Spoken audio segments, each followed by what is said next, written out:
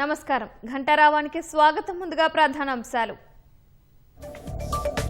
కేరళ సీఎంగా బీడీ సతీశన్ ప్రమాణ స్వీకారం. కేబినెట్లో మంత్రులుగా 20 మందికి చోటు.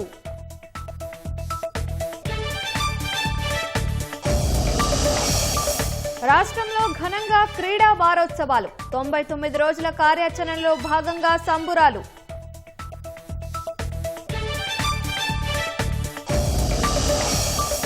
ఉత్తరప్రదేశ్ లఖింపూర్ ఖేరీలో ఘోర రోడ్డు ప్రమాదం. ట్రక్కు వ్యాను ఎదురెదురుగా ఢీకొని 10 మంది మృతి.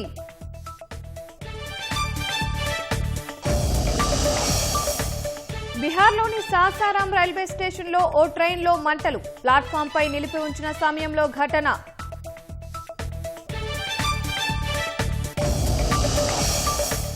అమెరికా మౌంటైన్ హోమ్ ఎయిర్ షోలో ప్రమాదం. విన్యాసాలు చేస్తూ ఢీకొన్న నేవీ యుద్ధ విమానాలు.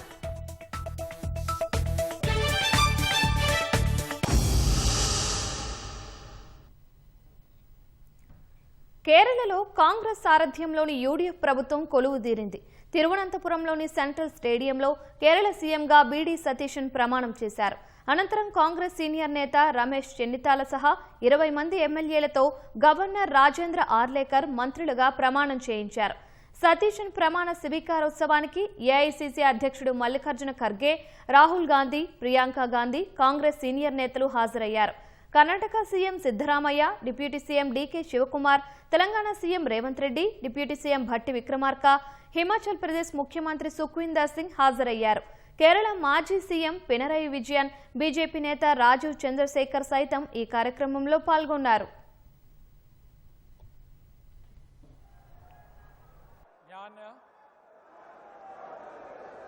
വടശ്ശേരി ദാമോദര മേനോൻ സതീശൻ എന്ന ഞാൻ നിയമം വഴി സ്ഥാപിതമായ ഭാരതത്തിൻ്റെ ഭരണഘടനയോട് നിർവ്യാജമായ വിശ്വസ്തതയും കൂറും പുലർത്തുമെന്നും ഞാൻ ഭാരതത്തിൻ്റെ പരമാധികാരവും അഖണ്ഡതയും നിലനിർത്തുമെന്നും ഞാൻ കേരള സംസ്ഥാനത്തെ മുഖ്യമന്ത്രി എന്ന നിലയിലുള്ള എൻ്റെ കർത്തവ്യങ്ങൾ വിശ്വസ്തതയോടും മനസാക്ഷിയെ മുൻനിർത്തിയും നിർവഹിക്കുമെന്നും ഭരണഘടനയും നിയമവും അനുസരിച്ച് ഭീതിയോ പക്ഷപാതമോ പ്രീതിയോ വിദ്വേഷമോ കൂടാതെ എല്ലാ തരത്തിലുള്ള ജനങ്ങൾക്കും നീതി ചെയ്യുമെന്നും ദൈവത്തിൻ്റെ നാമത്തിൽ സത്യം ചെയ്യും.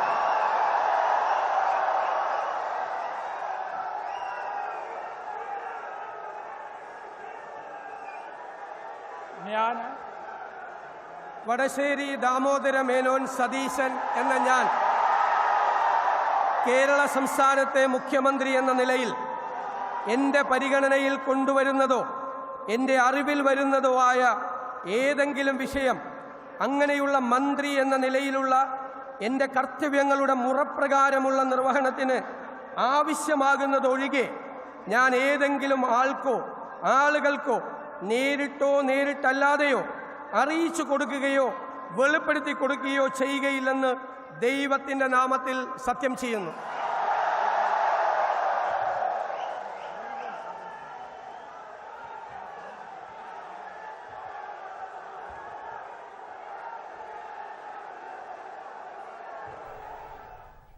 బీడీ సతీశన్ తన కేబినెట్ కూర్పును ఇప్పటికే ప్రకటించారు. యూడీఎఫ్ కూటమి పార్టీలతో చర్చల అనంతరం 20 మందికి మంత్రి పదవులను ఖరారు చేసినట్లు తెలిపారు. వారిలో 14 మంది తొలిసారి మంత్రులుగా వ్యవహరిస్తారని చెప్పారు.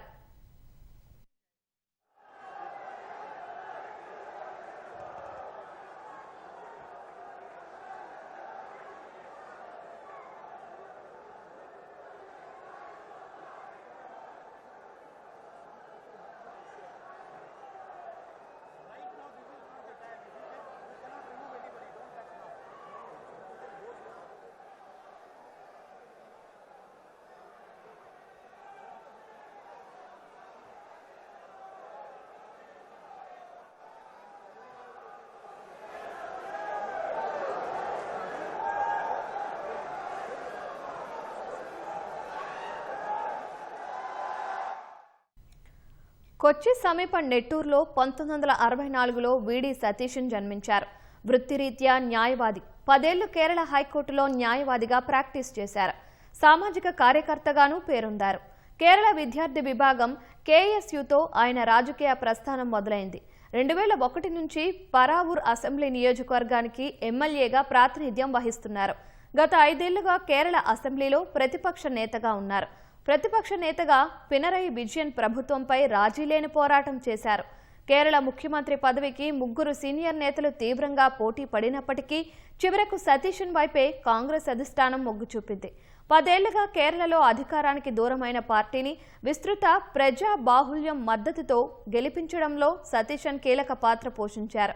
విపక్ష నేతగా సమర్థంగా పనిచేయడంతో పాటు వామపక్షాల ఆధిపత్యాన్ని గండికొట్టారు.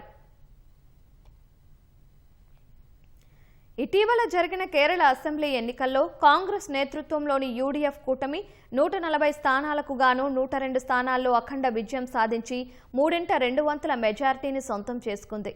ఇందులో కాంగ్రెస్ 63 స్థానాలు గెలుచుకోగా మిత్రపక్షాలైన ఇండియన్ యూనియన్ ముస్లిం లీగ్ IUML 22, కేరళ కాంగ్రెస్ 8, ఆర్ఎస్పీ 3 స్థానాల్లో విజయం సాధించాయి.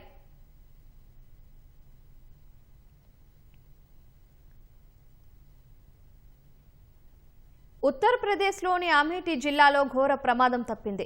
ప్రయాణికులతో వెళ్తున్న ఓ బస్సులో మంటలు చెలరేగగా డ్రైవర్, కండక్టర్ సమయస్ఫూర్తితో 35 మంది ప్రయాణికులు సురక్షితంగా బయటపడ్డారు. ప్రయాగ్రాజ్ ఫైజాబాద్ జాతీయ రహదారిలో దుర్గాపూర్ మార్కెట్ సమీపంలో బస్సు రాగానే ఇంజిన్ నుంచి పొగలు వచ్చాయి. ఇది గమనించిన డ్రైవర్ వెంటనే బస్సును రోడ్డు పక్కనే ఆపేశాడు. కండక్టర్ సాయంతో ప్రయాణికులందరినీ వేగంగా బస్సులోంచి కిందకు దించేశాడు. కాసేపటికే బస్సు పూర్తిగా మంటల్లో కాలిపోయింది.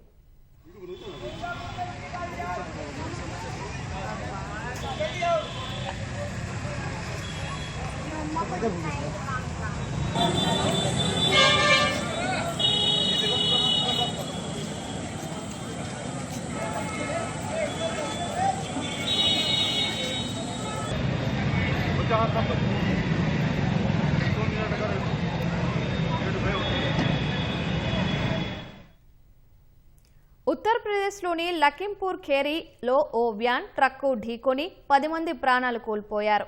లఖింపూర్ సిసయ్య జాతీయ రహదారిపై ఈ ప్రమాదం చోటు చేసుకుంది. ఈ ఘటనలో వ్యాన్ నుజ్జు కాగా శిథిలాల మధ్య చిక్కుకున్న మృతదేహాలను పోలీసులు, స్థానికులు అతి కష్టం మీద వెలికితీశారు. ఈ ప్రమాదంలో 9 మంది అక్కడికక్కడే ప్రాణాలు కోల్పోగా మరో వ్యక్తి ఆసుపత్రిలో చికిత్స పొందుతూ మృతి చెందాడు. ఈ ఘటనపై పోలీసులు కేసు నమోదు చేసి దర్యాప్తు చేస్తున్నారు.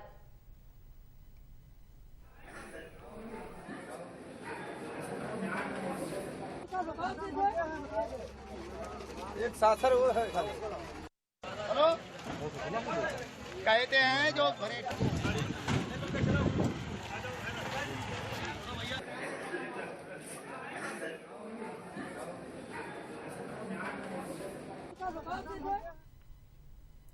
బిహార్ రోహతాస్ జిల్లాలోని సాసారాం రైల్వే స్టేషన్లో పెద్ద ప్రమాదం తప్పింది. ప్లాట్ఫామ్పై నిలిపి ఉంచిన సాసారాం పట్నా ప్యాసింజర్ రైలుకు చెందిన ఒక కోచ్లో ఒక్కసారిగా మంటలు చెలరేగాయి.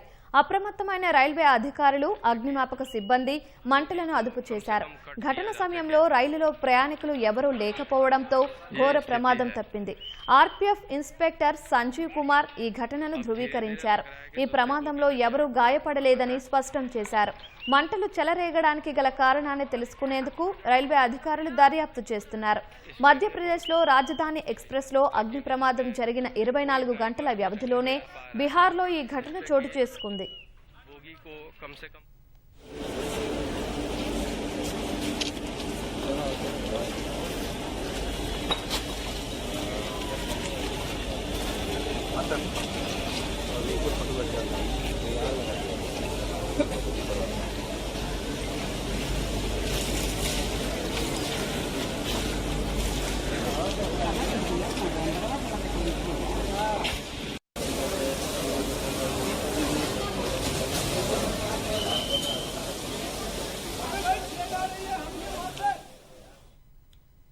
ఉత్తరప్రదేశ్లో ఓ రైలులో తలలేని మృతదేహం లభ్యం కావడం కలకలం రేపింది. గోరఖ్పూర్ మీదుగా చప్రా నుంచి లక్నవూలోని గోమతి నగర్కు నడిచే ఎక్స్ప్రెస్ రైలు స్లీపర్ కోచ్ S1లో ఒక గుర్తు తెలియని మహిళ మృతదేహం లభ్యమైంది. దుండగులు ఆమెను అత్యంత కిరాతకంగా చంపి శరీర భాగాలను ముక్కలు ముక్కలుగా నరికి ఒక పెట్టెలో బ్యాగులో కుక్కి రైల్లో వదిలేశారు. రైల్వే సిబ్బంది రోజువారీగా జరిపే సాధారణ తనిఖీల్లో భాగంగా స్లీపర్ కోచ్లో ఒక పెట్టె, ఒక బ్యాగు అనుమానాస్పదంగా పడి ఉండడాన్ని గమనించారు. వెంటనే వారు ఈ విషయాన్ని స్టేషన్ మాస్టర్కు చేరవేయగా ఆర్పీఎఫ్, జీఆర్పీ అధికారులకు సమాచారం అందించారు. పోలీసులు ఘటనా స్థలానికి చేరుకొని ఆ పెట్టెను, బ్యాగును తెరిచి చూడగా ఆ దృశ్యాన్ని చూసి షాక్కు గురయ్యారు. నిందితులు ఆ మహిళ తలను పూర్తిగా నరికేసి కేవలం మొండేని మాత్రమే ఒక పాలిథిన్ కవర్లో చుట్టి ఆ పెట్టెలో పెట్టారు. మహిళకు సంబంధించిన కాళ్ళు, చేతులను వేర్వేరు పాలిథిన్ కవర్లలో ప్యాక్ చేసి పక్కనే ఉన్న బ్యాగులో ఉంచారు. తల లేకపోవడం వల్ల ఆ మహిళ ఎవరనేది గుర్తించడం సవాలుగా మారింది. ఈ ఘటనపై రైల్వే పోలీసులు కేసు నమోదు చేసి విచారణ చేస్తున్నారు. హత్యకు గురైన మహిళ వయసు సుమారు 25 నుంచి 30 ఏళ్ల మధ్య ఉంటుందని పోలీసులు అంచనా వేస్తున్నారు.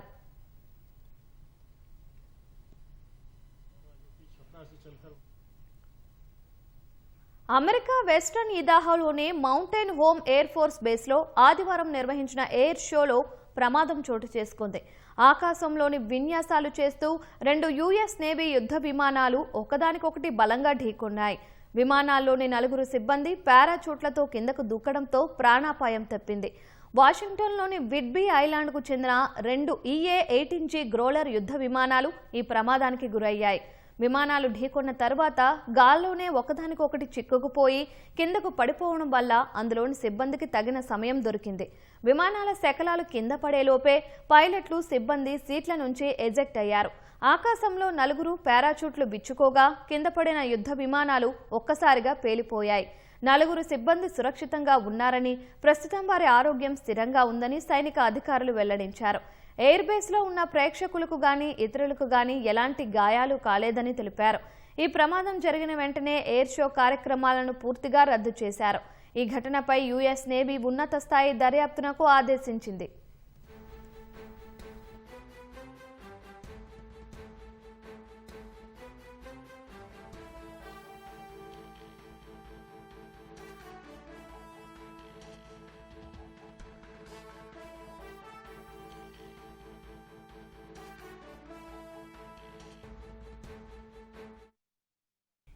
అమెరికాలో నల్గొండ జిల్లాకు చెందిన యువతి రోడ్డు ప్రమాదంలో దుర్మరణం చెందారు. నార్కట్పల్లి మండలం చెరువుగట్టుకు చెందిన శ్రీనివాస్ రెడ్డి, శోభా దంపతులకు 2 కుమార్తెలు. పెద్ద కుమార్తె నవ్య బీటెక్ పూర్తి చేసి ఎంఎస్ చదివేందుకు 2.5 సంవత్సరాల క్రితం అమెరికా వెళ్లింది. షికాగోలోని రూజ్వెల్ట్ యూనివర్సిటీలో చదువుతున్నారు. శనివారం రాత్రి స్నేహితులతో కలిసి కారులో వెళ్తుండగా ఆమె ఉన్న కారును మరో కారు వెనుక నుంచి వేగంగా వచ్చి ఢీకొంది. ఈ ప్రమాదంలో కారులో వెనుక సీటులో కూర్చున్న నవ్యకు తీవ్ర గాయాలు కావడంతో అక్కడికక్కడే ప్రాణాలు విడిచారు. దీంతో చెరువుగట్టులో తీవ్ర విషాదం నెలకొంది.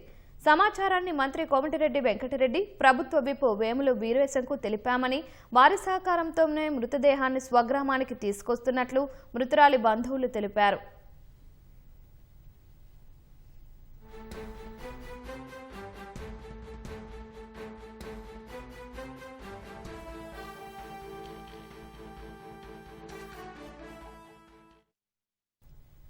హైదరాబాద్ పాతహస్తీలోని మలక్పేట్ రైల్వే బ్రిడ్జి వద్ద ఈవీ కారు అదుపు తప్పి డివైడర్ను ఢీకొట్టింది.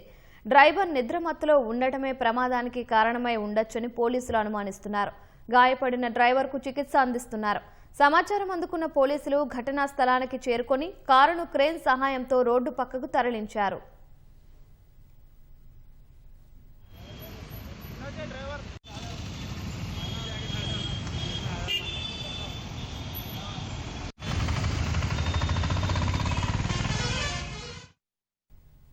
హైదరాబాద్ సంతోష్ నగర్లో భారీ అగ్ని ప్రమాదం జరిగింది. మెయిన్బాగ్ ప్రాంతంలో ఓ ఇంట్లో ఉన్న ఏసీ షార్ట్ సర్క్యూట్ కారణంగా మంటలు చెలరేగినట్లు అనుమానాలు వ్యక్తమవుతున్నాయి. అగ్నిమాపక సిబ్బంది ఘటనా స్థలానికి చేరుకొని పూర్తి స్థాయిలో పరిస్థితిని అదుపులోకి తీసుకొచ్చారు. ప్రమాదంలో ఎలాంటి ప్రాణ నష్టం వాటిల్లలేదని పోలీసులు తెలిపారు. భారీగా మంటలు, పొగలు వ్యాపించడంతో స్థానికులు భయాందోళనకు గురయ్యారు.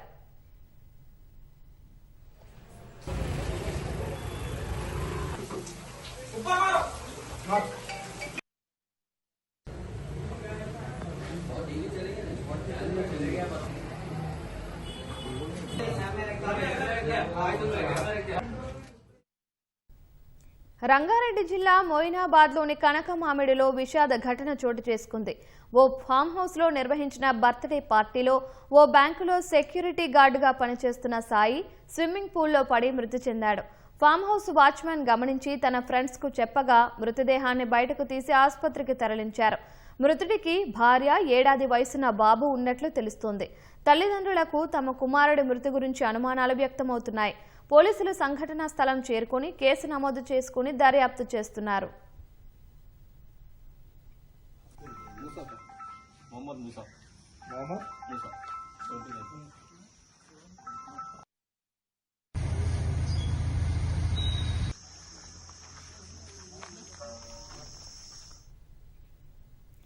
హైదరాబాద్ జూబ్లీహిల్స్ విశ్రాంత ఐపీఎస్ అధికారి బినయ్ రంజన్ రే భార్య తనుజ హత్య, దోపిడీ కేసులో ప్రధాన నిందితురాలు కల్పన నేపాల్ చేరినట్లు పోలీసులు అంచనాకు వచ్చారు. పూణేలో ఆమె ప్రియుడు వికాస్ ప్రణాళికలతో కల్పన దోపిడీకి పాల్పడినట్లు నిర్ధారణకు వచ్చారు. మొత్తం 9 మంది దోపిడీకి పాల్పడగా ఒకరు ముంబైలో పోలీసులకు చిక్కినట్లు సమాచారం. మిగతా వారి కోసం ప్రత్యేక బృందాలతో పోలీసుల వేట కొనసాగిస్తున్నారు.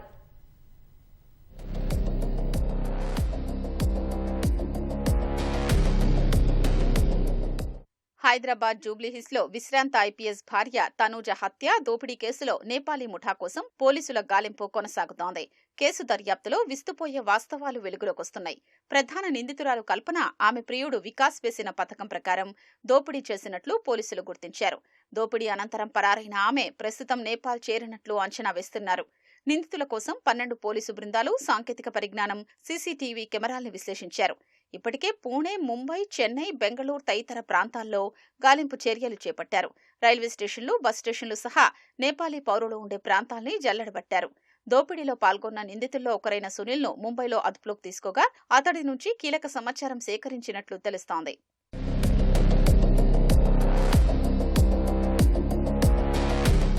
కల్పన ఉపాధి నిమిత్తం నేపాల్ నుంచి పూణేకొచ్చినట్లు పోలీసులు తెలిపారు.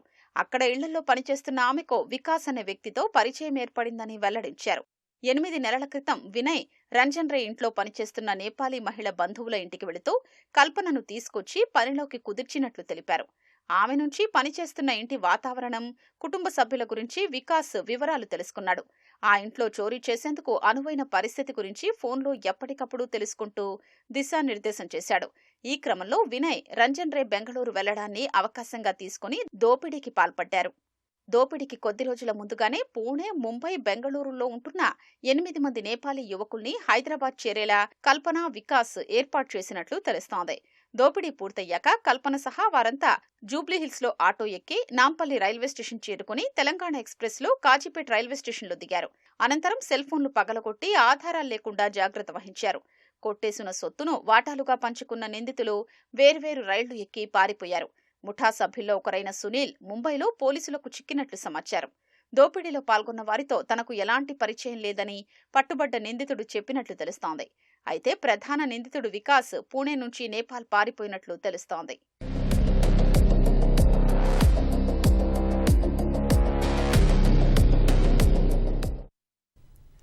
ఆరుగాలం చెమటొచ్చి పండించిన పంట అమ్ముకునేందుకు రైతులకు కష్టాలు తప్పట్లేదు. రోజుల తరబడి కొనుగోలు కేంద్రాల వద్ద పడిగాపులు కాస్తున్నా కొనుగోలు సాగక తీవ్ర ఇబ్బంది పడుతున్నారు. పండించిన పంట అకాల వర్షాలకు తడిస్తే తమ పరిస్థితి ఏంటని అన్నదాత ఆందోళన చెందుతున్నారు.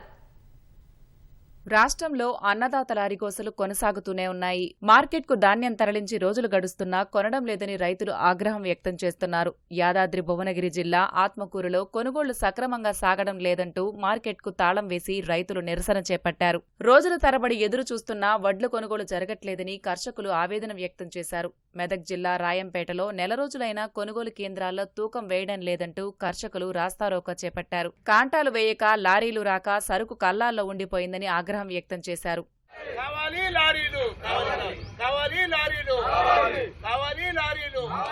మొక్కజొన్న రైతులది అదే పరిస్థితి. కొనుగోళ్లలో జాప్యంతో మార్క్ఫెడ్ కేంద్రాల వద్ద వందల సంఖ్యలో ట్రాక్టర్లు బారులు తీరుతున్నాయి. మహబూబాబాద్ జిల్లా తొర్రూరు ప్రాథమిక వ్యవసాయ సహకార కేంద్రం వద్ద మొక్కజొన్న లోడుతో ట్రాక్టర్లు వరుస కట్టాయి. ఆరుగాలం కష్టపడి పండించిన పంటని అమ్మకానికి తెచ్చిన రైతులు రోడ్లపై పడిగాపులు కాస్తున్నారు. మెదక్ జిల్లా శివంపేట మండలం చెన్నాపూర్, చిన్నగొట్టి ముక్కల కొనుగోలు కేంద్రాల్ని సందర్శించిన నర్సాపూర్ ఎమ్మెల్యే సునీతారెడ్డి అధికారుల తీరుపై ఆగ్రహం వ్యక్తం చేశారు. తరుగు, తేమ పేరుతో రైతుల కష్టాన్ని నిండా దోచేస్తున్నారని ఆగ్రహం వ్యక్తం చేశారు.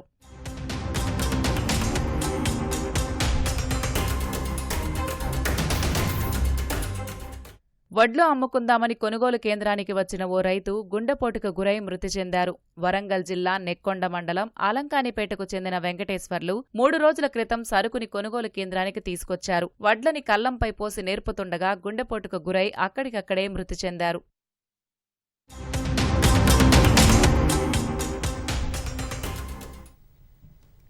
సంగారెడ్డి ఫల పరిశోధన కేంద్రంలో ఏర్పాటు చేసిన మ్యాంగో మేళా సందర్శకులను విశేషంగా ఆకట్టుకుంది. సుమారు 300కు పైచిలకు జాతులకు చెందిన మామిడి రకాలను ప్రదర్శించారు. రైతులు, వ్యాపారులు, విద్యార్థులు పాల్గొని మామిడి రకాలపై అవగాహన పొందారు. మామిడి ప్రాసెస్ ఉత్పత్తులను ప్రదర్శించారు. భవిష్యత్ తరాలకు మేలైన మ్యాంగో జాతులను అందించాలనే ఉద్దేశంతోనే పనిచేస్తున్నామని నిర్వాహకులు తెలిపారు. పండ్లలో రారాజు మామిడి. మహా అయితే మనకు ఓ 10 వెరైటీలు తెలిసి ఉంటాయి. కానీ సుమారు 300కు పైగా రకాలను ఒకే చోట చూస్తే ఆ అనుభూతి వర్ణనాతీతం. అలాంటి ప్రదర్శనే సంగారెడ్డి ఫల పరిశోధన కేంద్రంలో ఏర్పాటు చేశారు. రసాల్లో హిమాయత్, చెరుకు రసం, నవనీతం, అమ్రాపాలి, మల్లిక. కొత్త రకాల్లో కేసర్, హిమాయత్ పసంద్, దశేరి వంటి రకాలు. రంగుల్లో సింధూర, సిరిసేసన్, లాల్ముని. పచ్చళ్ల రకాల్లో ఆమిని, తెల్ల గులాబీ, అత్తరు సాయబ్ వంటి రకాలు ప్రదర్శనలో కొలువుదీరాయి.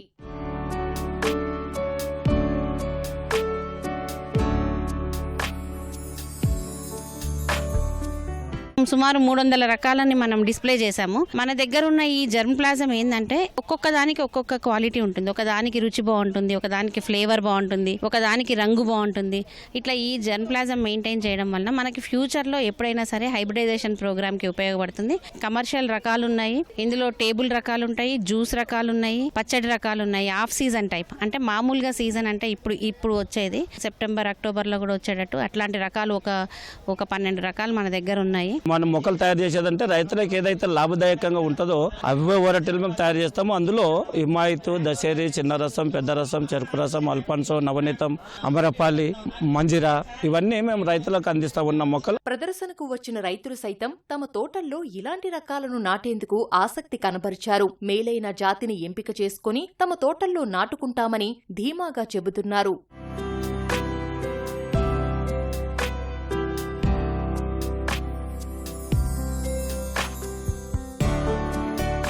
3 ఎకరాల మామిడి పండ్లు సాగు చేస్తున్నాను. 8 సంవత్సరాల నుంచి డైరెక్ట్ కస్టమర్లకి అమ్ముకోవడం జరుగుతుంది. 5 ఎకరాలు ఎక్స్పాన్షన్ చేయాలనే ఉద్దేశంతో మంచి రకాలు తెలుసుకోవాలని వాళ్ళు ఎఫ్ఆర్ఎస్కి రావడం జరిగింది. 4 ఎకరాలు పెడదామని అనుకుని ఇక్కడ ఫల పరిశోధన స్థానం నుంచి చూసి ఏ వెరైటీ అయితే బాగుంటుందో ఉద్దేశంతో ఇక్కడ తెలుసుకొని పెడదామని రావడం జరిగింది. మేము ఇంకా ఒక 2 ఎకరాలు పెట్టాలని ఆశతో ఉన్నాను. మరి ఏ వెరైటీకి డిమాండ్ మార్కెట్లో ఉంది ఆ వెరైటీ తీసుకోవాలని కూడా చూస్తున్నాం. మరి అదే రీతిగా చీడపీడలకు తట్టుకునే రకాన్ని ఎంచుకుంటే రైతుకు లాభసాటి ఉంటుందని కూడా మేము భావిస్తున్నాం. దీనికి గవర్నమెంట్ మాక్సిమం సపోర్ట్ చేసి మార్కెటింగ్లో దళారీ వ్యవస్థ తీసేసి డైరెక్ట్ ఫార్మర్ అమ్ముకునేటట్టు ఏదైనా ఇట్లా స్టాల్స్ అలాంటి హెల్ప్ ఏమైనా రైతులకు చేస్తే చాలా బాగుంటుందని నా ఉద్దేశం. ఇన్ని రకాలను ఒకే చోట చూడడం మధురానుభూతి కలిగించిందని వీక్షకులు అన్నారు. మామిడిలో సుమారు 50 గ్రాముల నుంచి కేజీన్నర వరకు ఉన్నాయని చెప్పారు. విద్యార్థులు సైతం ప్రదర్శనలో పాల్గొని చాలా నేర్చుకున్నామని సంతోషం వ్యక్తం చేశారు.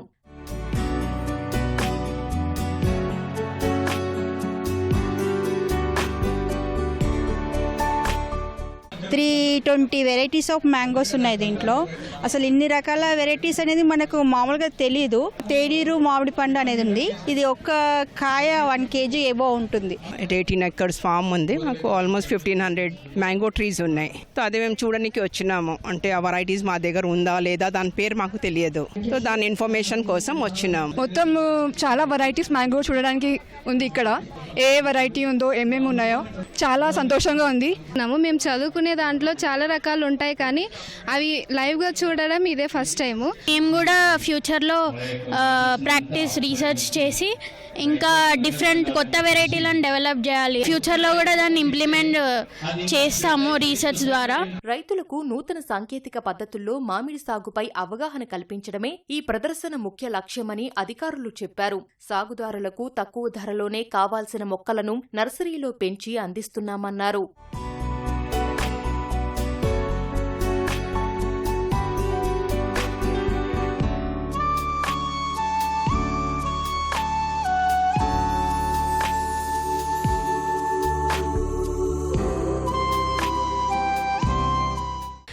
మామిడిలో ఉన్న డిఫరెంట్ వెరైటీస్ అంటే జ్యూసీ టైప్స్ కానీ, pickled varieties, table varieties, coloured varieties, ఇవన్నీ కూడా సపరేట్గా ఇక్కడ ప్రదర్శనకు ఏర్పాటు చేయడం జరిగింది. వీటికి సంబంధించిన మొక్కలు కూడా ఇక్కడ అందుబాటులో ఉంటాయి. మార్కెటింగ్, ఎగుమతి, ఈ విషయాలపైన కూడా రైతులకు అవగాహన కల్పించడానికి ఈ ప్రోగ్రాం ఏర్పాటు చేయబడింది. రైతు సేవలో సంగారెడ్డి మామిడి ఫల పరిశోధనా స్థానం 60 ఏళ్ల ప్రస్థానాన్ని వజ్రోత్సవ వేడుకల వేళ శాస్త్రవేత్తలు, సిబ్బంది గుర్తు చేసుకున్నారు. ప్రజాపాలన ప్రగతి ప్రణాళికలో భాగంగా నిర్వహిస్తున్న యువజన క్రీడా వారోత్సవాలు ఘనంగా ప్రారంభమయ్యాయి.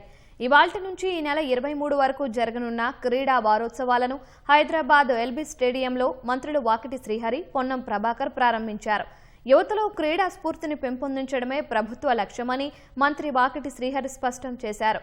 రాష్ట్ర వ్యాప్తంగా నిర్వహించిన 2K, 5K పరుగుల్లో యువత పెద్ద సంఖ్యలో పాల్గొంటున్నారు.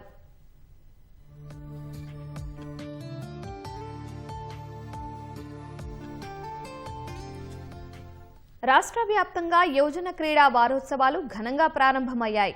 హైదరాబాద్ ఎల్బీ స్టేడియంలో మంత్రులు వాకిటి శ్రీహరి, పొన్నం ప్రభాకర్ క్రీడా వారోత్సవాలను ప్రారంభించారు. ఇవాల్టి నుంచి 6 రోజుల పాటు ఈ యువజన క్రీడా వారోత్సవాలు జరగనున్నాయి. రాష్ట్ర వ్యాప్తంగా విద్యార్థులు, యువతను క్రీడల్లో ప్రోత్సహించడానికి ఈ ప్రత్యేక కార్యక్రమాలు నిర్వహిస్తున్నట్లు తెలిపారు. ఇందులో భాగంగా ఎల్బీ స్టేడియంలో నిర్వహించిన 5K రన్లో 2000 మందికి పైగా యువ క్రీడాకారులు పాల్గొన్నారు.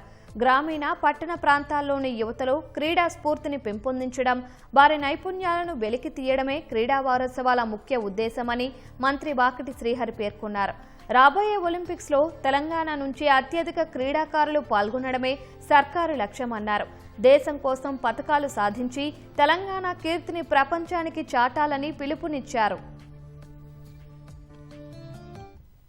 ముఖ్యమంత్రి గారి ఆలోచన విధానం యువకులు మత్తు వదిలి మైదానాలు చేరాలా అనే ఒక సంకల్పంతో తీసుకున్న ఈ కార్యక్రమానికి మనమందరం కూడా ముక్త కంఠంతో ఈ కార్యక్రమాన్ని దిగ్విజయం చేసుకోవాల్సిన అవసరం ఉంది.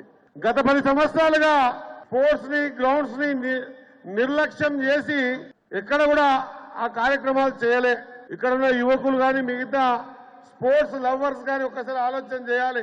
ఈ రోజు యూత్ అండ్ స్పోర్ట్స్ వీక్ గా ఈ కార్యక్రమాలు తీసుకొని మీ అందరినీ కూడా ఉత్తేజపరిచి గ్రౌండ్లలో మిమ్మల్ని పిలిపించి ఆడిపించి, పోయినసారి సీఎం కప్ పేరు మీద 3.5 లక్షల మంది చిన్నారులని గ్రామ స్థాయిలకి వెతికి తీసి నేషనల్ ప్లాట్ఫామ్ మీద ఆడిపించినాం. తెలంగాణ రాష్ట్రం కంచే వచ్చే ఒలింపిక్స్ లో గోల్డ్ మెడల్ తెలంగాణనే సాధించాలనే సంకల్పంతో ఉన్నారు. కాబట్టి ఆ సంకల్పాన్ని మీరందరూ కూడా పరిపూర్ణం చేయాల్సిన అవసరం ఉందని తెలియజేస్తూ, ఖచ్చితంగా మీ లోపల ఆట ఉంటే మీ నైపుణ్యాన్ని వెతికి తీసి ఈ దేశానికి కాదు ఇంటర్నేషనల్ లెవెల్లో ఆడిపించేటువంటి ప్లాట్ఫామ్స్ క్రియేట్ చేస్తున్నాం. కాబట్టి దాన్ని మీరందరూ సద్వినియోగపరచుకోవాల్సిందిగా కోరుకుంటూ ముగిస్తా ఉన్నా. జై హింద్, జై భారత్.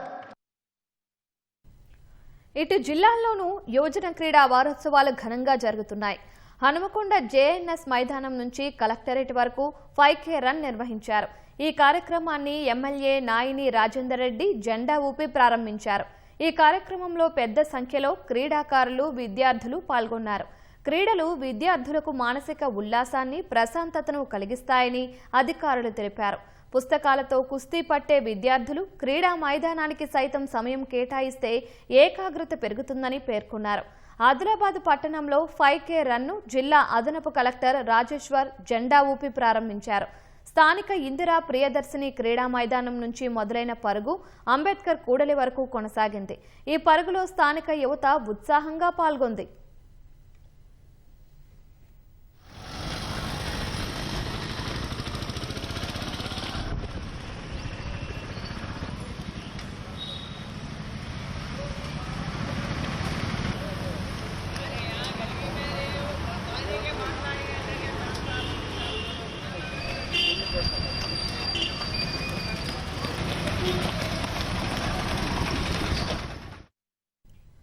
మెదక్ పట్టణంలో అధికారులతో కలిసి విద్యార్థులు క్రీడాకారులు 5K మారథాన్ పరుగులో పాల్గొన్నారు. మెదక్ కలెక్టర్ ప్రతిమా సింగ్, అదనపు కలెక్టర్ నగేష్ హాజరై 5K పరుగును ప్రారంభించారు. వరంగల్ జిల్లా యువజన క్రీడా శాఖ ఆధ్వర్యంలో కలెక్టరేట్ నుంచి ధర్మకంచ మినీ స్టేడియం వరకు నిర్వహించిన 2K రన్ను కలెక్టర్ సందీప్ కుమార్ ఝా జెండా ఊపి ప్రారంభించారు. ఖమ్మం జిల్లా పాలేరు నియోజకవర్గం నేలకొండపల్లిలో నిర్వహించిన 2K రన్లో గ్రామస్తులు, అధికారులు పెద్ద సంఖ్యలో పాల్గొన్నారు.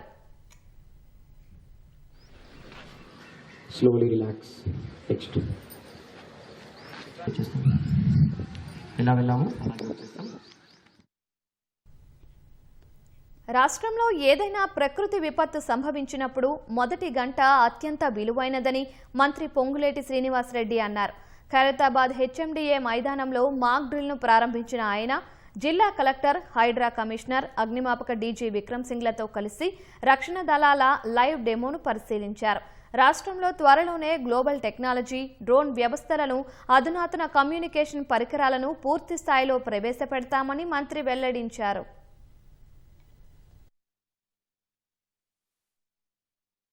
విపత్తు వచ్చినప్పుడు, ప్రజల కష్టాల్లో ఉన్నప్పుడు, వరదలో, అగ్ని ప్రమాదాలో ఊహించని రీతిలో సంభవించినప్పుడు వారిని ఎలా రక్షించగలుగుతాము, ఎలా ఆ ప్రజలకి బాసటగా ఉండగలుగుతామనేది ఈరోజు ఈ మాక్ డ్రిల్ యొక్క ముఖ్య ఉద్దేశం. తెలంగాణ రాష్ట్రంలో అనేక జిల్లాల్లో ఇటు గోదావరి, అటు కృష్ణా పొంగినప్పుడు పై రాష్ట్రాల్లో అత్యధిక వర్షాలు కురిసి వరద వచ్చినప్పుడు ఈ ప్రాంతాల్లో అగ్ని కొన్ని సందర్భాల్లో సంభవించినప్పుడు దీన్ని ఎలా కాపాడాలి, ఎలా రక్షించాలి అనే అంశం మీద ప్రపంచంలో ఉన్న లేటెస్ట్ ఎక్విప్మెంట్ అంతా తెలంగాణ రాష్ట్రంలో తీసుకొచ్చే దాంట్లో రాష్ట్ర ప్రభుత్వం అధికారుల సూచనలు, ఆలోచనలకు అనుగుణంగా క్షుణ్ణంగా పరిశీలించే దాంట్లో భాగంగా ఈ మాక్ డ్రిల్ని డెఫినెట్గా మంచి తెలంగాణ రాష్ట్రానికి జరుగుద్దని మనస్ఫూర్తిగా ఆశిస్తూ ఇంత మంచి కార్యక్రమాన్ని ఏర్పాటు చేసిన మా అధికారులకి, సహకరించిన అధికారులకు కూడా మరొకసారి అభినందనలు, కృతజ్ఞతలు చెప్తూ అందరి దగ్గర సెలవు. ఖమ్మం జిల్లా బొక్కలగడ్డ మున్నేరు నదీ పరివాహక ప్రాంతంలో ఎన్డీఆర్ఎఫ్ మాక్ డ్రిల్ నిర్వహించింది. వరదలకు ముందస్తు చర్యల్లో భాగంగా ప్రజలను అప్రమత్తం చేసేందుకు మాక్ డ్రిల్ నిర్వహించినట్లు తెలిపారు. వరదల సమయంలో చేపట్టాల్సిన సహాయక చర్యలపై మున్సిపల్, రెవెన్యూ, ఎన్డీఆర్ఎఫ్ సిబ్బంది ప్రజలకు అవగాహన కల్పించారు. గత 2 ఏళ్లుగా మున్నేరుకు భారీ వరద పోటెత్తి నదీ పరివాహక ప్రాంతంలో వేలాది ఇళ్లు నీట మునిగిపోయాయి. లక్షల రూపాయల ఆస్తి నష్టం వాటిల్లింది. ఇలా ముంపు ప్రాంతాలను దృష్టిలో ఉంచుకొని ప్రజలను అప్రమత్తం చేసేందుకు కేంద్ర ప్రభుత్వం మాక్ డ్రిల్ నిర్వహించినట్లు అధికారులు తెలిపారు.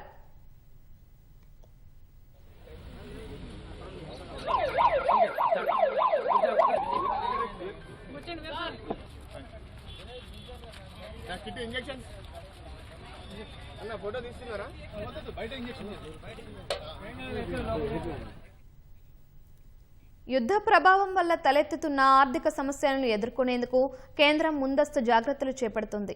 అందులో భాగంగా పలు కఠిన నిర్ణయాలు సైతం తీసుకుంటుంది. బంగారం దిగుమతులపై సుంకం పెంచిన కేంద్రం వెండి దిగుమతులను పూర్తిగా నిషేధించింది.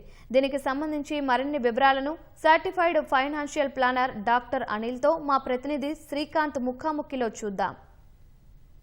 యుద్ధము పలు రంగాలపై ప్రభావాన్ని చూపిస్తుంది. యుద్ధం వల్ల హార్ముజ్ జలసంధి పైన చాలా ఆంక్షలు ఉండడం వల్ల అక్కడి నుంచి పెట్రో ఉత్పత్తుల దిగుమతులపై చాలా భారం పడుతుంది. దీనివల్ల విదేశీ మారక ద్రవ్యం ఎక్కువగా చెల్లించాల్సి వస్తుంది. అయితే ఇది మన దేశం పైన ఎక్కువగా ప్రభావం చూపిస్తుంది. అయితే కేంద్రం కూడా ఈ యుద్ధం వల్ల తలెత్తుతున్న ఆర్థిక సమస్యలపై దిద్దుబాటు చర్యలు చేపట్టింది. ముందస్తు జాగ్రత్తగా పలు నిర్ణయాలు కూడా తీసుకుంది. అందులో భాగంగా విదేశీ మారక ద్రవ్యం ఎక్కువగా చెల్లించాల్సిన దిగుమతులపైన చాలా ఆంక్షలు విధించింది. అందులో బంగారం, వెండికి సంబంధించిన అంశాలు కూడా ఉన్నాయి. దాదాపు 7 ఏళ్ల పాటు బంగారం కొనుగోలు చేయదని చెప్పి ఇదివరకే మోదీ ప్రకటించారు. అందులో భాగంగా దిగుమతి సుంకాన్ని కూడా పెంచారు. ప్రస్తుతం ఈ అంశాలకు సంబంధించి certified financial planner doctor Anil Kumar Bachchu గారు మనతో ఉన్నారు. ఆయన అడిగి మరో తెలుసుకున్నాం. నమస్కారం అనిల్ గారు. నమస్తే అండి. సార్, ఇప్పుడు మోడీ దాదాపు ఒక 10 రోజుల క్రితం ప్రకటించారు బంగారం దిగుమతులపైన మనం సర్దుబాటు చేసుకోవాలి, కొంచెం కఠినంగా ఉండాలని కొనడం కొంచెం ఆపేయండి, ట్యాక్స్ కూడా కొంచెం అవును. దానికి సంబంధించిన వివరాలు ఏంటి? సో ఒకటేంటంటే మనం ఫస్ట్ ఎందుకు చేశారనేది మోర్ ఇంపార్టెంట్. మనం చూసుకుంటే బంగారం ఆల్రెడీ మనకు అందరికీ ఇష్టం, అందుకే ఆర్బీఐ దగ్గర ఉన్నది ఓన్లీ 880 టన్నుల బంగారం మాత్రమే. బట్ మన ఇండియన్ గృహిణుల దగ్గర కానీ మన ఇళ్లలో ఉన్న బంగారం 25,000 టన్నులు, అంటే 27x రిజర్వ్ బ్యాంక్ కన్నా ఎక్కువగా ఇళ్లలో ఉంది. సో ఇంత బంగారం పెట్టుకొని మళ్ళీ ప్రతి నెల కూడా మనం దగ్గర ఎంత కాదన్నా 40 నుంచి 45 టన్నులు లాస్ట్ ఇయర్ ప్రతి నెల ఇంపోర్ట్ చేస్తూ ఉన్నాం. అదనేది ఈ సంవత్సరం చూసుకుంటే ఆల్రెడీ మొదటి 2 జనవరి ఫిబ్రవరిలో ఇంకా పెరిగి దగ్గర 60 టన్నుల వరకు అయింది. సో మన ఇంపోర్ట్ బిల్లు లాస్ట్ ఇయర్ దగ్గర $60 బిలియన్ ఈ 2025లో ఓన్లీ బంగారమే ఇంపోర్ట్ చేసుకున్నాం. $60 బిలియన్ అంటే 5,40,000 కోట్లు. అంత అమౌంట్ ఓన్లీ మనం బంగారం ఇంపోర్ట్ చేసుకుంటున్నాము. అది ఎందుకంటే బంగారం వల్ల ప్రొడక్టివ్ యాసెట్ కాదు. అదే మనం క్రూడ్ ఆయిల్ దానికి 10 రెట్లు చేసుకోవచ్చు. బట్ క్రూడ్ ఆయిల్ వల్ల ఎకానమీ రన్ అవుతుంది, అన్ని ఇండస్ట్రీస్ రన్ అవుతాయి. బట్ బంగారం ఇంపోర్ట్ ఏంటంటే మన డబ్బులు ఓన్లీ మనం డాలర్ల రూపంలో డాలర్లని అక్కడ పెట్టేస్తున్నాం, ఖర్చు చేస్తున్నాం, కానీ అది ఒక రకంగా నిరర్ధకమైన యాసెట్ లాగా ఉండిపోయింది. సో దానివల్ల ప్రభుత్వానికి ఏంటంటే ఇబ్బందులు, ఆల్రెడీ రూపాయి పతనం అవుతోంది, క్రూడ్ ఆయిల్ ధరలు పెరుగుతూ ఉన్నాయి. దాని మీద నుంచి ఇది బంగారం ఇంపోర్ట్స్ కూడా ప్రతి నెల పెరుగుతూ ఉండడం వల్ల ప్రభుత్వానికి ఇబ్బంది అవుతుంది, అటు రూపీకి ఇబ్బంది అవుతుంది, US డాలర్లు మన రిజర్వ్స్ పడిపోతూ ఉన్నాయి. అందుకోసమే ఇంతకుముందు ఒక 2 years 3 years వరకు 15% ఉండింది ఇది గోల్డ్ అండ్ సిల్వర్ పైన, దాన్ని 6% తగ్గించారు. కానీ 6% తగ్గించాక మనం కొనడం కొంచెం తక్కువ చేస్తాం అనుకున్నాం, కానీ ఇంకా పెరిగిపోయింది. అందుకే ప్రభుత్వాన్ని మళ్ళీ ఒక 9% అడిషనల్గా చేసి ఇప్పుడు 15% బంగారం పైన ఇంపోర్ట్ డ్యూటీ వేశారు. సిల్వర్ పైన కూడా ఉంది. సో సిల్వర్ కూడా ఏం తక్కువ కాదు, మనం సిల్వర్ వాల్యూ తక్కువ అనుకుంటాం. లాస్ట్ ఇయర్ మనం $10 బిలియన్ అంటే దగ్గర 1,00,000 కోట్ల వర్త్ ఆఫ్ సిల్వర్ మనము లాస్ట్ ఇయర్ ఇంపోర్ట్ చేసుకున్నాము. ఈ ఇయర్ ఇంకా పెరుగుతుందని ఎక్స్పెక్టేషన్స్ ఉన్నాయి. ఓకే సార్, సిల్వర్ వల్ల అంటే సిల్వర్ దిగుమతులను పూర్తిగా నిషేధించినట్టు కూడా దీనికి సంబంధించి ప్రకటనలు వస్తున్నాయి. దీనికి సంబంధించిన వివరాలు ఏంటి? యాక్చువల్లీ ఏంటంటే సిల్వర్ పూర్తిగా నిషేధించలేదు. సిల్వర్ని ఇంతకుముందు ఓపెన్ కేటగిరీ ఉండింది, దాన్ని రిస్ట్రిక్టెడ్ కేటగిరీ అని చేశారు. రిస్ట్రిక్టెడ్ కేటగిరీ ఏంటంటే లైసెన్స్ ఉన్న వాళ్ళు మాత్రమే ఇంపోర్ట్ చేసుకోవచ్చు. సో దీనివల్ల ఏంటంటే ఎవరైతే ఓన్లీ స్పెక్యులేషన్ కోసం జ్యువెలర్స్ ప్రైవేట్గా చాలా కొంటున్నారనమాట, అవసరం లేకుండా కూడా, అలాంటి వాటిని కొంచెం అంటే అంటే కొంచెం ఎంకరేజ్ చేయకుండా ఆపడానికి మాత్రమే ఈ రిస్ట్రిక్టెడ్ లైసెన్స్ అని తీసుకొచ్చారు. ఎవరైతే లైసెన్స్డ్ సిల్వర్ ఇంపోర్టర్స్ ఉన్నారో వాళ్ళకి ఎటువంటి ఇబ్బంది లేకుండా ప్రభుత్వానికి ఆర్బీఐకి ఇన్ఫార్మ్ చేసి తీసుకోవచ్చు. అండ్ ఇక్కడ మేజర్ కన్సర్న్ ఏమొస్తుందంటే మనం సిల్వర్ వచ్చేసి ఇండస్ట్రియల్ మెటల్, అటు ఈవీస్ కానీ బ్యాటరీ మ్యానుఫ్యాక్చరర్స్ కానీ సెమీకండక్టర్ యూనిట్స్ కానీ చాలా వాటికి కూడా అవసరం. కాబట్టి వాళ్ళకి ఎటువంటి ఇబ్బంది లేకుండా ఎస్సీజెడ్లు ఈ ఎక్స్పోర్ట్ ఓరియంటెడ్ యూనిట్స్ ఏవైతే ఉన్నాయో వాటికైతే సిల్వర్ టన్నుల కొద్ది అవసరం వస్తుంది, వాటికి ఎటువంటి ఇబ్బంది లేకుండా ఇంపోర్ట్ చేసుకోవడానికి ప్రభుత్వం లైసెన్స్ ఇస్తోంది. ఫిజికల్ సిల్వర్ అనేది కొంచెం అవైలబిలిటీ తగ్గుతుంది, ప్రైస్ డిఫరెన్సెస్ ఇది ఇంటర్నేషనల్ మార్కెట్కి మనకు ఆల్రెడీ కొంచెం తేడా ఉంటుంది, ఎందుకంటే ట్యాక్సేషన్ వల్ల. ఇప్పుడు అడిషనల్ ట్యాక్సేషన్ ప్లస్ ఈ డిమాండ్ సప్లై స్క్వీజ్ ఏది ఉందో దానివల్ల అటు వేరే కంట్రీలో ఉన్న మార్కెట్స్కి మన దగ్గర ఉన్న సిల్వర్కి కానీ బంగారానికి కానీ ప్రైస్ డిఫరెన్స్ కొంచెం పెరగచ్చు. దాంతోపాటు కొంచెం బ్లాక్ మార్కెటింగ్ కూడా పెరగచ్చు. సో అదర్వైజ్ ఈ సప్లై ఇష్యూ వల్ల మాత్రం సిల్వర్లో కొంచెం ఎక్కువగా ఇబ్బంది రావచ్చు, స్పెక్యులేషన్ ఎక్కువగా పెరగచ్చు. బట్ స్పెక్యులేషన్కి గురి కావద్దు అనేది మాత్రం చాలా చూసాము. 4 లక్షల అదే ఇప్పటికే బంగారం వెండి ధరలు విపరీతంగా పెరిగిపోయాయి. అవును, వెండి అయితే ఏకంగా అంటే ఒక సంవత్సరం వ్యవధిలో 2 నుంచి 3 రెట్ల వరకు కూడా పెరిగినట్టుంది. 2025 జనవరిలో దాదాపు 1,00,000 లోపు ఉన్నది, అంటే 90,000 అంత ఉన్నది, ఇప్పుడు 2,70,000 అంటే 3 రెట్ల పైగా పెరిగింది. ఇప్పుడు ఇంకా ఎక్కువ పెరిగింది, లాస్ట్ ఫ్యూ డేస్లో ఇంకా పెరిగింది. సో కాకపోతే ఏంటంటే మనం చూసాము లాస్ట్ టైం కూడా 2 లక్షలు 3 లక్షల మంది చాలా కొన్నారు, అది 4 లక్షల వరకు వెళ్ళింది. బట్ ఫ్యూ డేస్ వెళ్ళింది, January 31, January 29 ఈ సంవత్సరము. బట్ తర్వాత మళ్ళీ 2,50,000 కూడా పడిపోయింది. సో ఎవరైతే అనుభవం లేదు, ఎవరికైతే మెటల్స్లో ఇన్వెస్ట్మెంట్స్ అనుభవం లేదు, వాళ్ళు స్పెక్యులేషన్ కోసం మాత్రం తీసుకోకండి. లాంగ్ టర్మ్ మాత్రం తీసుకోవచ్చు, ఎందుకంటే లాంగ్ టర్మ్ కూడా డిమాండ్ ఇలాగే ఉండొచ్చు, ధరలు పెరగచ్చు. మీకు మీ నెక్స్ట్ జనరేషన్ పెళ్ళిళ్ళ కోసం కానీ పిల్లల కోసం కానీ ఫ్యామిలీ అవసరాల కోసం సిల్వర్ కొనాలన్నా బంగారం కొనాలన్నా కొనుక్కోండి. కానీ నేను ఇవాళ కొనేసి ఒక 6 నెలల్లో చాలా పెరుగుతుందని రేటు పెరుగుతుంది, నేను ఇన్వెస్ట్ చేస్తాను. ఎందుకంటే లాస్ట్ సైకిల్లో చూసాము అందరూ పర్సనల్ లోన్లు తీసుకున్నారు అండ్ ఎగ్జిస్టింగ్ బంగారాన్ని తీసుకెళ్ళి బ్యాంకుల్లో ఆర్ ఎన్బిఎఫ్సిలో తాకట్టు పెట్టి వాటి నుంచి వచ్చే డబ్బులతో మళ్ళీ తీసుకెళ్ళి బంగారంలో పెట్టారు. ఈ సైకిల్ చేయడం వల్ల కొద్దిమంది మాత్రమే, 10లో ఒక్కరు మాత్రమే లాభం పొందారు. మిగిలిన 9 మంది కూడా ఇబ్బందుల్లో అనవసరంగా ఇంట్రెస్ట్ పే చేస్తూ ఉన్నారు, ఇబ్బందుల్లో ఉన్నారు. సార్ ఇప్పుడు గత 2025-26 ఆర్థిక సంవత్సరంలో కూడా దాదాపు 7 లక్షల కోట్ల విలువ చేసే బంగారం కూడా దిగుమతి చేసుకున్నామని చెప్పి కూడా నివేదికలు చెప్తున్నాయి. ఎందుకు సార్ ఇంతలా దిగుమతి చేసుకోవడానికి కారణాలు ఏంటి? అంటే మామూలుగా బంగారం మన చోట దొరకదు, బంగారం ఎక్కడ గనులు ఉంటాయి, దానికి ఎక్కడ మ్యానుఫ్యాక్చరింగ్ చేస్తారు, రా మెటీరియల్ తీసుకుంటారు, ఏంటి సార్ దానికి సంబంధించిన విధానం ఏంటి? ఒకటి ఏంటంటే మన దగ్గర బంగారం గనులు ఏవైతే ఉన్నాయో చాలా కొంచెం ఉంది. మనకు ఓన్లీ 5 నుంచి 8% మన యొక్క రిక్వైర్మెంట్ మాత్రమే ఇండియాలో ప్రొడ్యూస్ అవుతుంది. ఇప్పుడు 1-2 కొత్తవి, ఎందుకంటే ప్రైస్ మన దగ్గర ఇంతకుముందు ఉన్నా కానీ వాటి నుంచి ఎక్స్ట్రాక్షన్ చేసి రిఫైన్ చేసి మార్కెట్లో అమ్మే టయానికి మార్కెట్ రేట్ కన్నా ఎక్కువగా పడేది, అంటే ఇట్స్ నాట్ అఫోర్డబుల్. బట్ ఇప్పుడున్న ధరల వల్ల పాత గనులు ఏవైతే ఉన్నాయో మూసేశారు. ఒరిస్సాలో కానివ్వండి, ఇప్పుడు మన ఆంధ్రాలో కూడా కొత్తగా గనులు మళ్ళీ స్టార్ట్ చేయబోతున్నారు. ఎందుకంటే ఈ ప్రైస్ పాయింట్ వర్కౌట్ అవుతుంది. ఇది కొత్తగా ఇప్పుడు మన పాత మూసిపోయిన గనులు కూడా తవ్వేసి అక్కడ నుంచి కూడా తీసుకొని రిఫైన్ చేయడానికి అనమాట. సో ఇంకా కొన్ని రోజుల తర్వాత మన ఈ 5-8% అనేది 14-15% వరకు పెరగచ్చు. బట్ మోస్ట్ ఆఫ్ ద మన గోల్డ్ అయితే రిక్వైర్మెంట్ ఉందో అది పక్కా మనం ఇంపోర్ట్ చేసుకోవాల్సిందే. బంగారంకి ఆల్టర్నేట్ ఇన్వెస్ట్మెంట్ అవెన్యూస్ ఏంటి? Equity markets. లాస్ట్ 20-22 నెలల నుంచి ఆగస్టు 2024 నుంచి ఇప్పటి వరకు స్టాక్ మార్కెట్ రిటర్న్స్ తీసుకుంటే నెగిటివ్లో ఉన్నాయి, మ్యూచువల్ ఫండ్ రిటర్న్స్ తీసుకుంటే నెగిటివ్లో ఉన్నాయి. సో ఎందుకంటే మన కేసులో నియర్లీ 80 లక్షల కోట్లు మ్యూచువల్ ఫండ్లో మనం సేవ్ చేస్తాం, అట్లాగే డైరెక్ట్ ఈక్విటీల్లో ఇంకొక 150,000 కోట్ల వరకు సేవ్ చేస్తాం. సో ఇంత అమౌంట్ పైన ఎటువంటి రిటర్న్స్ రాలేదు.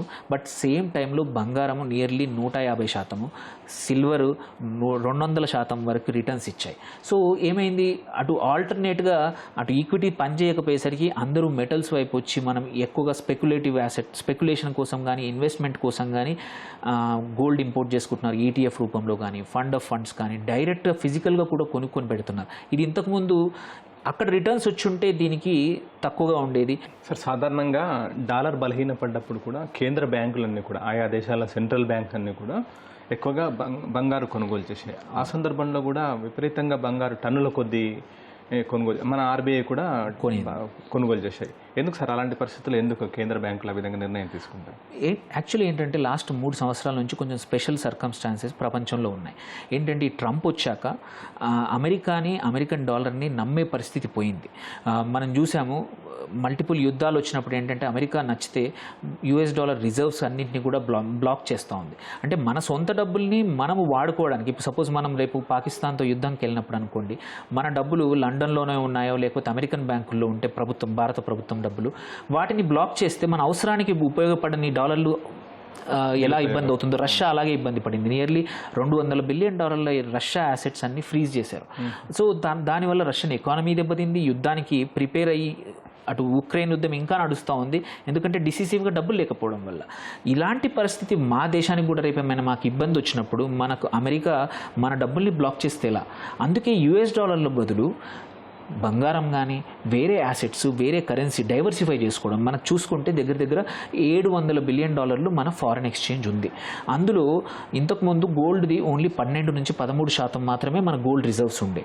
వాటిని ఏం చేసింది ఆర్బీఐ, ఇలా కాదని ఇప్పుడు 18-20% తీసుకెళ్ళింది.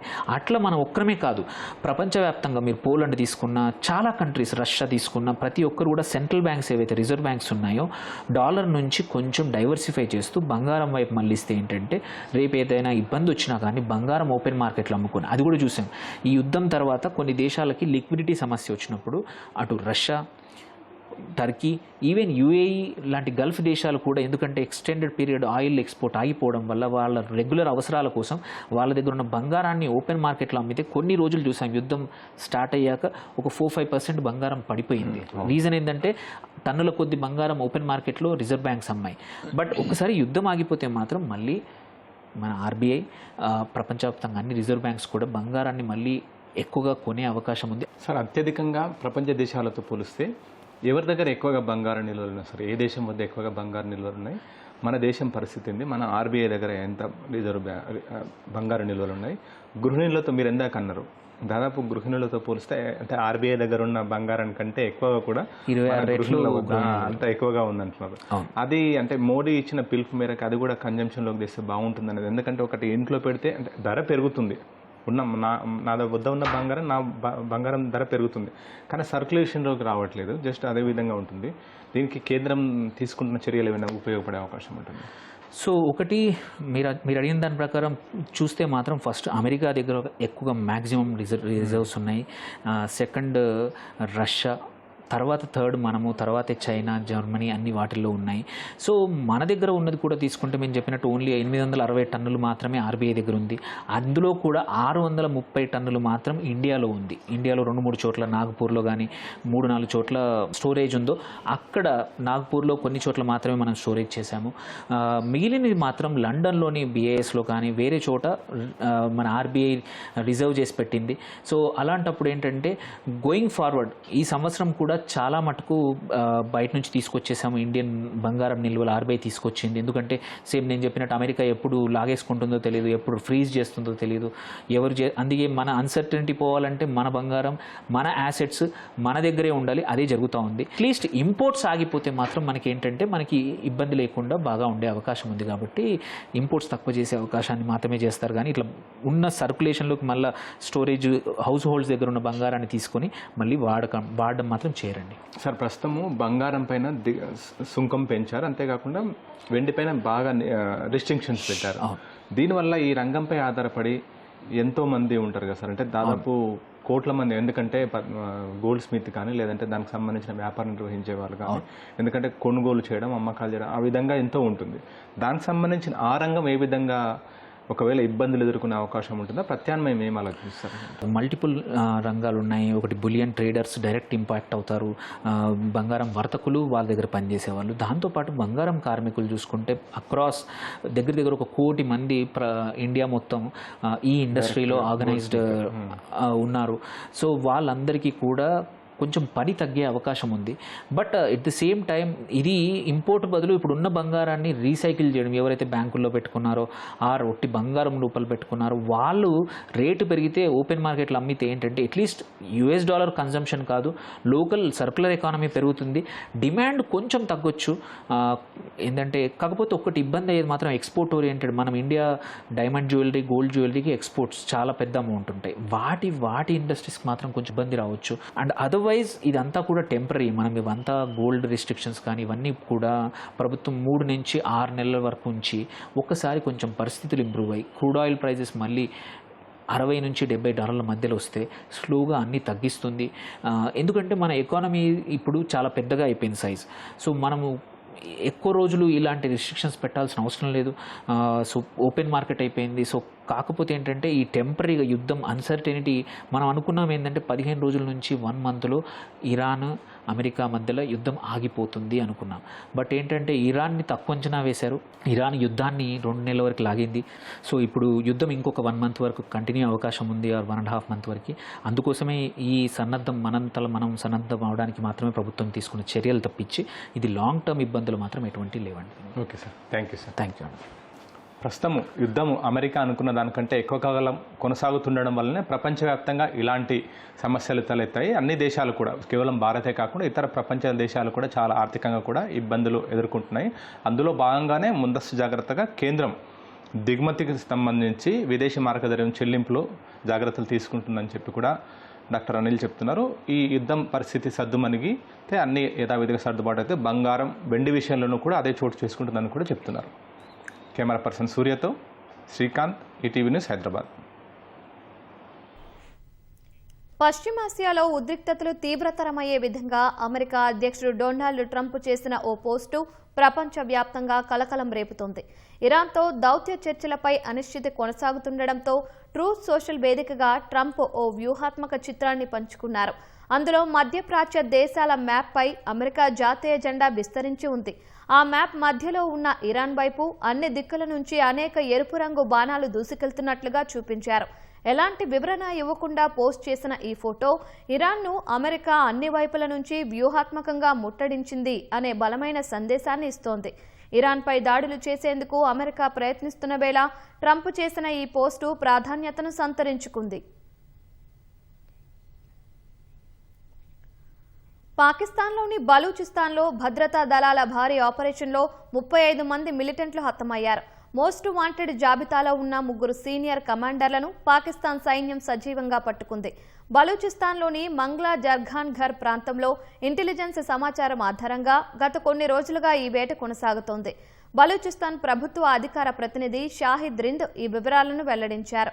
మే 13న ప్రారంభమైన ఈ ఆపరేషన్లో గత 4 రోజులుగా జరిగిన ఎదురుకాల్పుల్లో 35 మంది మిలిటెంట్లు మరణించారని ఆయన తెలిపారు. గతంలో చిక్కిన వారు ఇచ్చిన కీలక సమాచారం ఆధారంగానే ఈ వ్యూహాత్మక దాడి జరిగిందని చెప్పారు. సజీవంగా పట్టుకున్న 3 కమాండర్లు మిలిటెంట్ సంస్థల్లో కీలక బాధ్యతలు నిర్వహిస్తున్నారని ఆయన పేర్కొన్నారు.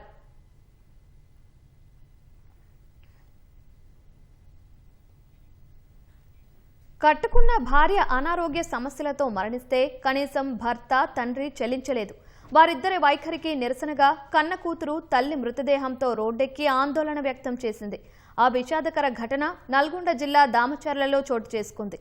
అద్దంకి నార్కెట్పల్లి రహదారిపై మృతదేహంతో బైఠాయించి న్యాయం చేయాలని కన్నీటి పర్యంతమైంది. నల్గొండ జిల్లా దామరచర్లలో విషాదకర ఘటన చోటు చేసుకుంది. దామరచర్లకు చెందిన లక్ష్మి అనే మహిళ అనారోగ్యంతో మృతి చెందింది. కనీసం భార్య మృతదేహాన్ని చూసేందుకు అతని భర్త శ్రీకాంత్కు మనసు రాలేదు. కొంతకాలంగా భార్య పిల్లల్ని వదిలేసి దూరంగా ఉంటున్న అతను విడాకుల కోసం కోర్టును ఆశ్రయించాడు. ఈ క్రమంలో తల్లి అనారోగ్యంతో కన్నుమూయడంతో పిల్లలు అనాథలయ్యారు. ప్రభుత్వాసుపత్రిలో పనిచేసే తమ తండ్రి రోడ్డున పడేశాడంటూ మృతురాలి కుమార్తెలు ఆవేదన వ్యక్తం చేశారు. లక్ష్మి మృతదేహంతో కుటుంబ సభ్యులు, బంధువులు అద్దంకి నార్కట్పల్లి రహదారిపై బైఠాయించారు. తల్లి మరణిస్తే తండ్రి తరపు నుంచి ఏ ఒక్కరూ రాలేదని కూతుళ్లు ఆవేదన వ్యక్తం చేశారు. న్యాయం జరిగే వరకు కదిలేది లేదంటూ రోడ్డుపై బైఠాయించారు.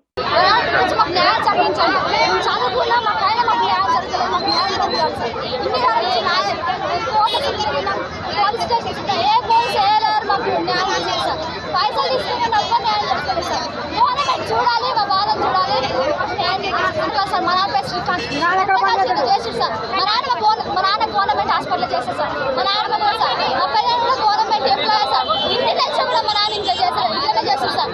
ఇంతసార్లు రాలే, ఇంతకన్నా చేస్తారు, ఇంతకన్నా ఇంతమంది వచ్చి సార్. మా నాన్న రాట్ల మా నాన్న ఒక్కరు రాదు సార్. న్యాయం జరగాలి సార్. మా అమ్మకి ఆరోగ్యం బాగా ఇన్ని రాళ్ళ కోట్లు తిరిగి మరీ న్యాయం జరిపిస్తారు.